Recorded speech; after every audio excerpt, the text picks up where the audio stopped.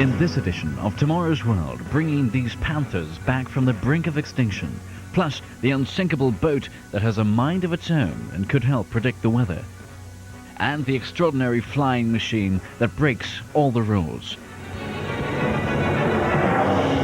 But first, how traditional African healers are helping modern medicine.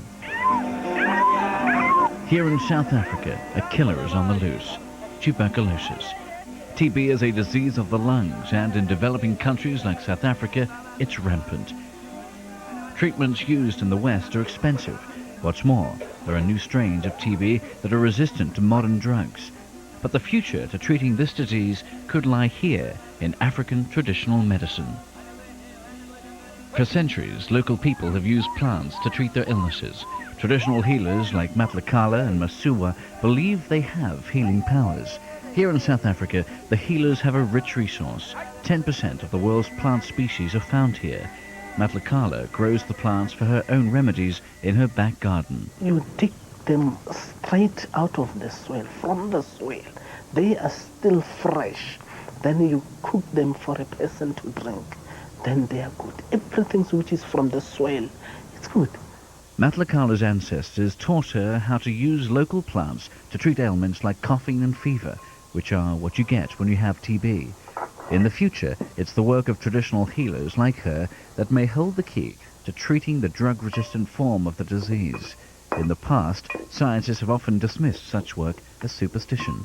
But with the situation for diseases like TB turning critical, they're starting to take the old-style remedies seriously. Here at the University of Pretoria in the Botany Department, Namrita Lal is part of a team that believes modern science must learn from local traditions. She's working closely with healers such as Matlakala and using their knowledge of the healing powers of local plants. The team is trying to isolate an active compound from the plants that healers use in the treatment of coughs. The hope is that this compound could be used to attack the TB bacteria. Namrita saw the misery that TB causes when she grew up in India and is confident that traditional remedies could help combat the disease. A lot of substance which is used in modern medicine have originated from research on medicinal plants. So that's how I got interested. Namrita has decided to focus her investigation on testing 20 plants that healers use to cure the symptoms of TB. To really test the potency of various plants, Namrita must take an extract from each species to the TB laboratories at the Medical Research Council in Pretoria. There, they face the ultimate challenge. Inside this vial are millions of active TB bacteria. They're resistant to 7 major drugs, including antibiotics, making them potentially lethal, which is why they have to be handled inside a special airtight cabinet. Namrita very carefully removes some of the active TB bacteria and adds them to each of the different plant extracts. They're then left for 2 days. During this time, if the plant extract is active against TB, it should kill the bacteria. To see which plants are effective, Namrita analyzes the levels of bacteria remaining in each bottle. The lower the level, the more bacteria have been killed. So, what are the results? Most of the vials still have high levels of bacteria, but in a few, the level has dropped down. It's a dramatic result from the plant Helicerium. This plant wipes out a strain of TB that's resistant to modern drugs. A major drug company is now interested in taking Namrita's research further. The work of healers like Matlakala could have scientific findings after all, and scientists are finding out there may be cures for other diseases such as malaria in the plants that grow all around them. Up next, how one British family is using the internet to transform everyday life.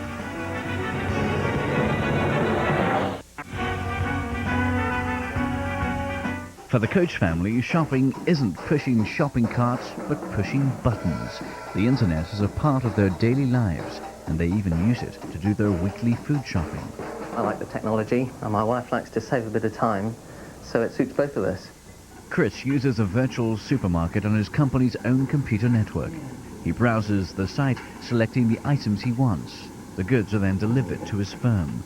The company takes care of delivery charges as a staff perk. It's proving popular. Some have jumped at the chance of saving a few hours by getting the shop to do half the job for us. Home delivery would be even better. First, they tried out a service run by the British supermarket Tesco's. It's certainly convenient, but is the family happy with the service? The only downside to the Tesco scheme is that they charge £5 for delivery to your house. So I might feel a bit guilty about spending that and feel that I ought to go and do the shopping. But some shops exist only on the internet with no real shops at all. A company called Organics Direct delivers fruit and vegetables to homes across the UK. In the future, you won't need a computer to get online either. This microwave can connect to the internet. So what else can you buy on the web? I'm just listening to something I found on a site on the internet.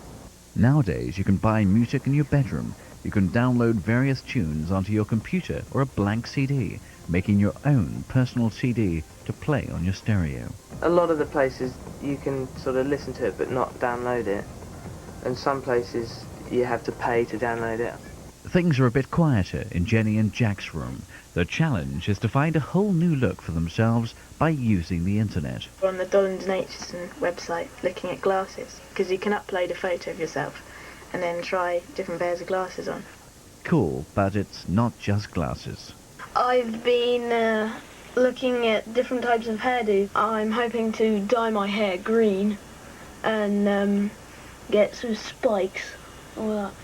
With everything from fashion to food available on the internet, it looks like shopping will never be the same again. Next, on Tomorrow's World, a bold new project to save a beautiful animal from extinction.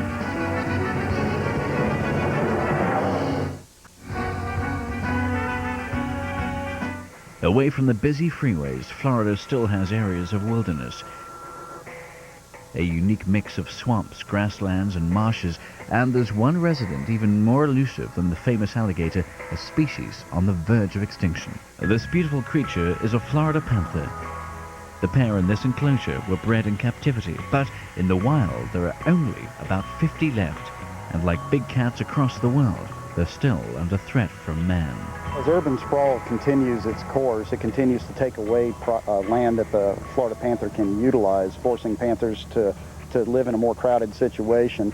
And as a result, you're going to end up seeing a slow decline in the population size. In their lifetime, cats like these will naturally cover about 400 square miles. To help them roam, panther crossings have been built, special subways under the road so the panthers don't get run over. But the worry isn't just the number of panthers killed on the roads, it's the effect these roads have had on the gene pool. In the past, the Florida panther could roam in the wild and meet mates from many other subspecies. But as the green turns to concrete, the panther is being cut off from potential mates.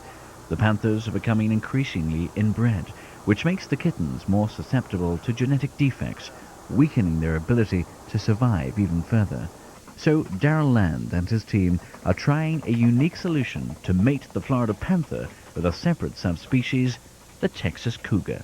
The cougar is so similar to the Florida panther that the only effect should be positive, to broaden the gene pool. Using computer modeling, they've calculated the minimum number of animals needed to introduce enough new genetic material into the population. They found that just 8 female cougars introduced into the Florida wilderness would give the panthers a better chance. Every week, Darrell tracks the process of the animals from his 2-seater plane. They've all been tagged so he can monitor their breathing and discover any new kittens. It's a groundbreaking project, the world's first attempt to widen the genetic pool of a wild population in this way, and the project seems to be working. The cougars and panthers have mated, and now their kittens are having babies themselves. So the second generation of genetically enriched Florida panthers are born. Well, we've had a lot of success. We've produced a lot of kittens from our Texas females, and the hope, of course, is that those kittens will again reach maturity and mate with Florida panthers and continue to incorporate that new genetic material into the Florida panther population. For Darrell, the result is a victory for the management of wild reserves, boosted by the Texas cougar's genes. The Florida panther is beginning to thrive again, preserving this beautiful species for future generations. The population in these Everglades is increasing, which is good news for the future of these panthers. Next, we're off to New Zealand, where an inventor has created a boat with a mind of its own that could make the ocean a safer place. Storms at sea can be terrifying and dangerous, as yachtsman Peter O'Neill well knows. We were running away from what we thought the centre of the storm was. He couldn't outrun the storm, and when the mast of the yacht broke, he began to fear for his life. We thought, this is the last one, we won't come up from this. Peter had got caught up in a storm that turned out much more violent than predicted. He survived, but 3 people lost their lives. The problem is that New Zealand's weather forecasters face a huge disadvantage. Well, the problem of forecasting in New Zealand, we have New Zealand here, and to the southwest we have a huge expanse of ocean, and again, all ocean between ourselves and Australia, and to the north up into the Pacific Islands. And what we require for good forecast, we require good information. We have good satellite information, but we do need good ground-based information as well. Storms do show up on satellite photos, but to predict how bad they'll be and where they're heading next, you need to have temperature and pressure readings at sea level. The New Zealand Met Office can get some information about conditions at sea by using floating weather buoys like this. But the trouble with buoys is that they have to be dropped in the ocean by commercial ships. They don't stay in one place, and they cannot be controlled. Enter the solar boat Goodwill. Unlike anything before, she can be pre-programmed to sit in exact position thousands of miles offshore. She's unmanned, navigating by the use of the Global Positioning Satellite System. Her solar panels power an electrically driven propeller, and she could soon have equipment on board to send weather information back to the Met Office.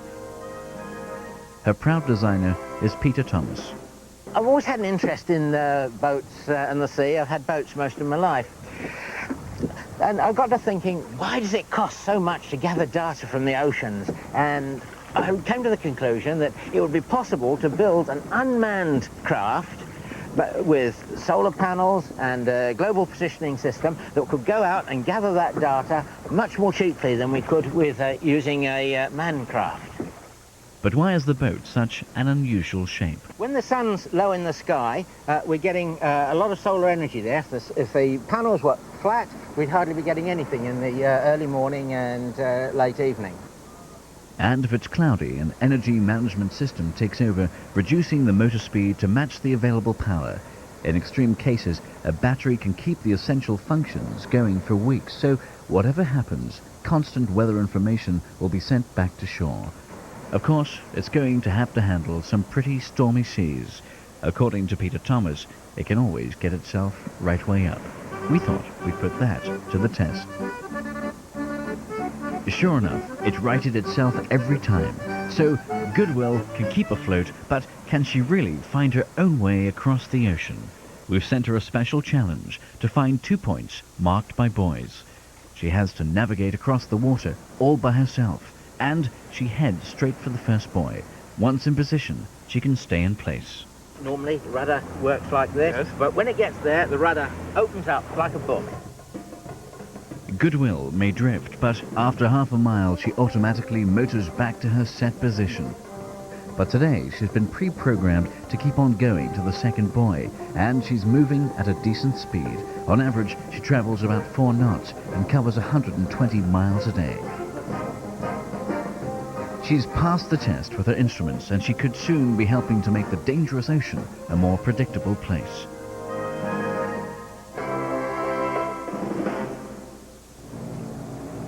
In the future, she'll also be able to find her way home automatically, but for now, the only way back to port is at the end of a tow rope. Up next, a report from Britain on an exciting new drug that could give hope to millions of people with arthritis.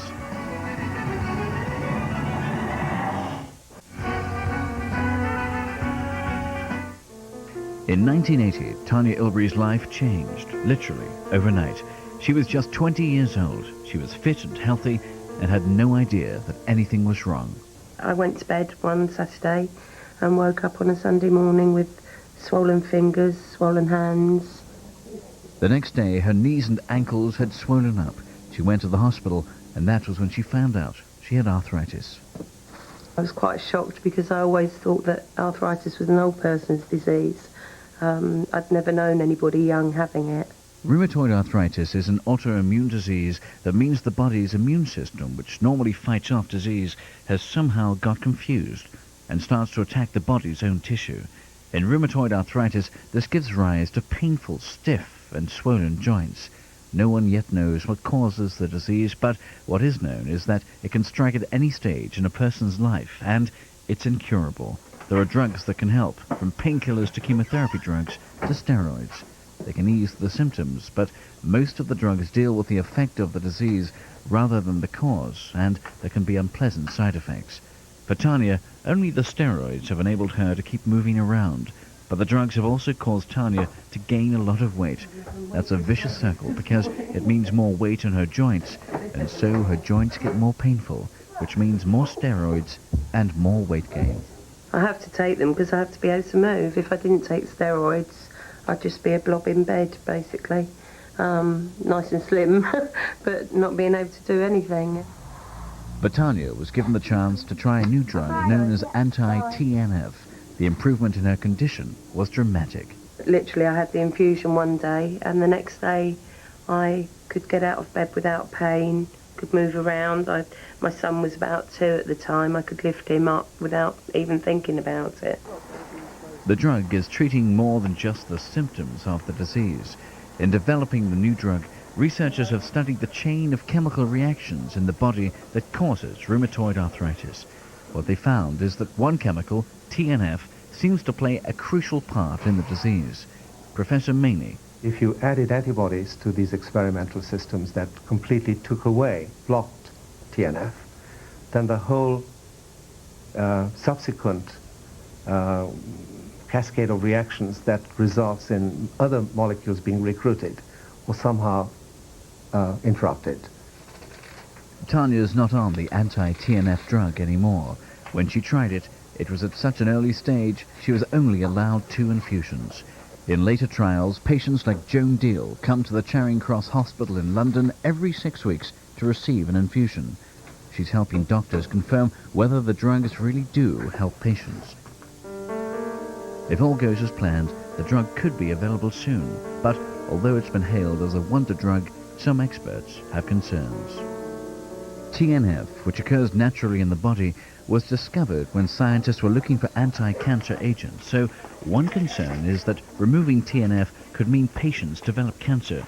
But Professor Maney, who's researching the new drug, believes the risks are minimal. Insofar as we understand what TNF does in normal health, it seems that it plays a very important part in the host defense to infections rather than cancer. Professor Maney does believe that patients taking anti-TNF may be more susceptible to infections, but he doesn't think this is a major problem. These are minor infections, fortunately, by and large, and we are very used to dealing with this kind of drug in rheumatology because many of the drugs we use have very similar immunosuppressive effects. Despite the risk, Tanya is looking forward to the day when the drug is available for patients like her. Tanya wants to enjoy the present rather than worrying about the future. I want to be moving today, now, with my children whilst they're young. I want to be able to move around with my husband, go out and be as normal as we can be as a family. And in 20 years' time, my children will hopefully be doing their own thing, going their own way. It won't be so important for them to have a mum who can move about and, do things with them. For Tanya, the most important thing is that the new drug has given her hope that there could soon be an alternative to the steroid she currently depends on. And all the time people are doing research, there's hope, but I certainly think that this anti-TNF has really must give people hope for the future. From what I've experienced, it was just wonderful. And, it might not work for everybody, but there's still that element of hope for everyone. Finally, on tomorrow's world, the revolutionary aircraft that looks more like a lawnmower. Arriving in London is Pat Peebles, an inventor that likes doing things differently. He's arrived in the UK to test out his revolutionary new design of aircraft. The key is inside this box. What he's carrying around is a very unconventional-looking model airplane. What makes it unique is this horizontal rotor. It should allow the plane to carry heavy loads at slow speeds. Pat's not actually the first person to have the idea. The design dates back to the 1930s. Instead of a propeller to drive the plane forward and wings for lift, this design has spinning blades on each side. These blades push the plane forward and create the lift needed to fly. But this design was never built. They said it would never get off the ground. But Pat Peebles is confident his modern model will take to the air. Sure enough, it flies, even if it's a bit wobbly. Expert model flyer Mike Golby is certainly impressed. The aircraft is totally revolutionary. The fact that the primary control is the throttle, and the rate of climb, the pitch and everything else is controlled on the throttle is absolutely phenomenal. But Pat isn't aiming to create a new model aircraft craze. He thinks that this invention could be used commercially. Any task where you need to fly slowly would be ideally suited to his design. So Pat's brought his invention to the aeronautics department at the Imperial College in London. By measuring precisely all the forces that the wind produces, they'll be able to work out exactly how much lift is created and whether it really will lead to a revolution in flight. The results are promising, so perhaps Pat's design could one day be flying full size overhead. That's all for this edition of Tomorrow's World. Join us again next time for more glimpses of the future.